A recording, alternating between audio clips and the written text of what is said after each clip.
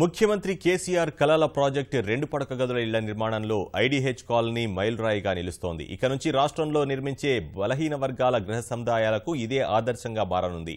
లబ్ధిదారుల్లోనే కాక మిగతా వర్గాల నుంచి సానుకూల స్పందన రావడంతో ఇలాంటి కాలనీలు మరిన్ని నిర్మించేందుకు బల్దియా పావులు కదుపుతోంది. ప్రభుత్వం ప్రతిష్టాత్మకంగా నిర్మించిన ఐడీహెచ్ కాలనీ విశిష్టతపై పరిశీలనాత్మక కథనం. ప్రభుత్వం అత్యంత ప్రతిష్టాత్మకంగా తీసుకున్నటువంటి 2 పడక గదుల ఇళ్ల నిర్మాణం మొత్తంగా చాలామంది కూడా ఆసక్తి కనబరుస్తున్నారు. ఒక 2 పడక గదులతో ఒక కుటుంబం చాలా గౌరవంగా బతికేందుకు అవకాశం ఏర్పడుతుంది అనేటువంటి ఉద్దేశంతో ప్రభుత్వం ప్రతిష్టాత్మకంగా ఈ ప్రాజెక్టును తీసుకుంది. అయితే ఏడాది కాలంలోనే రికార్డు సమయంలో పూర్తి స్థాయిలో దాదాపుగా 396 ఇళ్ల నిర్మాణం రాష్ట్ర ప్రభుత్వం పూర్తి చేయడంతో పాటు లబ్ధిదారులకు కూడా అందించడం జరిగింది. దీనికోసం ఏడాది పాటు అధికారులంతా కూడా తీవ్రంగా కష్టపడి ఈ ఇళ్ల నిర్మాణాలని ప్రతిష్టాత్మకంగా తీసుకొని పూర్తి చేయడం జరిగింది. 580 చదరపు అడుగుల విస్తీర్ణంతో 2 పడక గదులతో కూడినటువంటి ఒక హాలు, 2 పడక గదులు, అదేవిధంగా 2 బాత్రూమ్లు, ఒక కిచెన్ కూడా ఇందులో ఏర్పాటు చేసి చాలా చక్కగా ఈ ఇళ్ల నిర్మాణాలను కూడా పూర్తి చేయడం జరిగింది.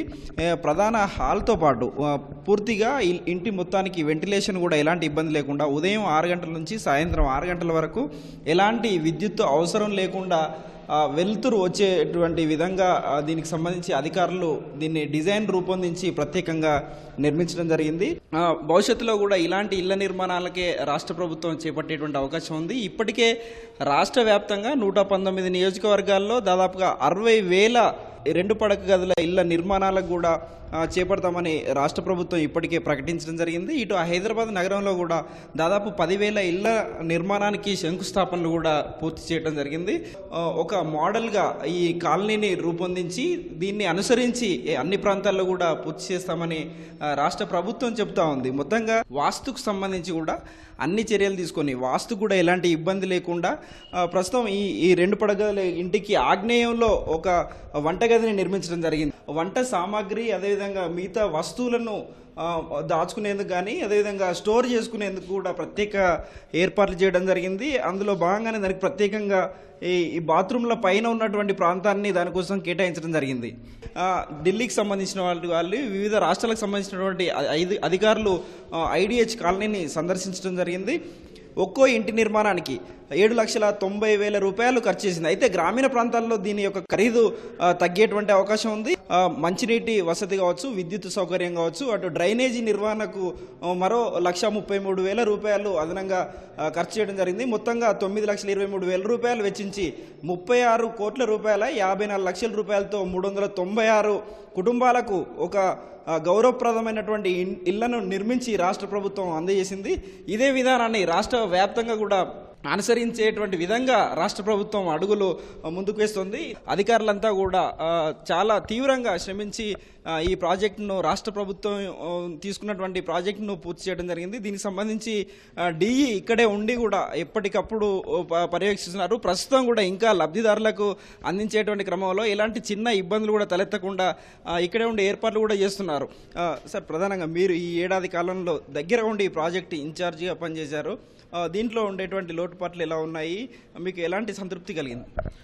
లోటుపాట్లు అంటే ఎలాంటి లోటుపాట్లు లేకుండా ఈ కన్స్ట్రక్షన్ చేయడం జరిగింది. గత సంవత్సరం స్థానిక శాసనసభ్యులు శ్రీ తలసాని శ్రీనివాస్ యాదవ్ గారు ముఖ్యమంత్రి గారిని తీసుకురావడం సెప్టెంబర్ 1 నాడు, అదే సెప్టెంబర్ 30 నాడు ఇమ్మీడియట్గా ముఖ్యమంత్రి గారు వెంటనే స్పందించి ఇవి కూలిపోయే పరిస్థితిలో ఉన్న ఇండ్లు ప్రాణానికన్నా మిన్న ఏది లేదు, మీరు తక్షణమే ఇంటి నిర్మాణం చేపట్టాలని చెప్పడం, అదేవిధంగా ఈ వర్క్ను కూడా మేము దాదాపుగా 8 మంత్స్లో కంప్లీట్ చేయడం జరిగింది. ఈ ఎర్త్క్వేక్స్ను తట్టుకునే విధంగా మొత్తానికి ఈ వర్క్ను అతి నాణ్యత ప్రమాణాలతో దగ్గరుండి వర్క్ చేయించడం జరిగింది. ఈ కాంట్రాక్టర్ కూడా ఎలాంటి ఇబ్బంది పెట్టకుండా మాకు కోఆపరేట్ చేస్తూ లబ్ధిదారుల కోఆపరేషన్ తీసుకొని ఈ టోటల్గా మొత్తానికి 585 ఎస్ఎఫ్టీ తోటి మంచి డబుల్ బెడ్రూమ్, అంటే ఈ లబ్ధిదారులకు ఒక సోషల్ స్టేటస్ పెరిగే విధంగా గౌరవప్రదమైన బ్రతకడానికి నిజంగా ఇది ఒక మంచి అవకాశం. కేసీఆర్ గారికి, మా హయ్యర్ అథారిటీస్ అందరికీ నేను కూడా కృతజ్ఞతలు తెలియజేస్తున్నాను. ముఖ్యంగా ఎక్కడైనా కూడా సొంతంగా ఇల్లు ఉన్నప్పటికీ కూడా అక్కడే దానికి తమకున్నటువంటి స్థలం పోతుందన్నటువంటి ఆందోళన కూడా పలు ప్రాంతాల్లో చోటు చేసుకోవడం జరిగింది. ఆ స్థానికుల భాగస్వామ్యాన్ని కూడా ఈ ఐడిహెచ్ కాలనీకి సంబంధించినటువంటి అధ్యక్షుడు దక్షిణమూర్తి ఉన్నాడు, ఆయన అడిగి మనం వివరాలు తెలుసుకుందాం. ముఖ్యంగా ఎక్కడైనా సరే మీకు ఇంతకుముందు ఇక్కడ చిన్న చిన్న ఇల్లు చాలా ఇరుకైన గదులు ఉండేటువంటి పరిస్థితి ఉండేది, ప్రస్తుతం ఎలా ఉంది? ఇక్కడ స్థానికుల్ని ఒప్పించడంలో ఎలాంటి పాత్ర పోషించారు మీరు? ఇక్కడ ఎట్లుండే అంటే పూర్తిగా చాలా ఇరకాటంలు ఉంటుండే, ఫ్యామిలీస్ పెద్దగా ఉండే, ఇండ్లు చిన్నగా ఉండే. అప్పుడు 33 గజాలు జాగాలో ఉండే, ఫ్యామిలీస్ అందరు కొందరు ఫ్యామిలీ పెద్ద ఉన్న బయట పడుకుంటుండే. ఒక వర్షం పడి చిన్నపాటి వర్షం పడ్డా కానీ కాంటారు. అయితే ఈ ఇండ్లు అన్ని పాతకాలంలో నిర్మించినాయి కాబట్టి డిలాబిడేటెడ్ కండిషన్లు ఉండే, అన్ని పూడి పడిపోతుండే. స్లాబ్స్ పడ్డాయి. డైలీ నైట్లో వాచ్మెన్ లెక్క నైట్ అంతా ఏది పడుతుంది అని చూసుకుంటా గల్లీ తిరిగేవాళ్ళం. ఇప్పుడు లబ్ధిదారుల నుంచి ఎలాంటి స్పందన వస్తుంది? చాలా సంతోషదాయకం. నిన్న చూసేసరికి దీపావళి పండుగ నిన్న జరిగింది అన్నట్టు మాకే ఆశ్చర్యం అయిపోయినాం. ఇంత అందరు వచ్చి ఇంత కళ్ళ నుండి నీళ్లు కారినాయి అంటే అంత ఆనందంగా ఉన్నారు.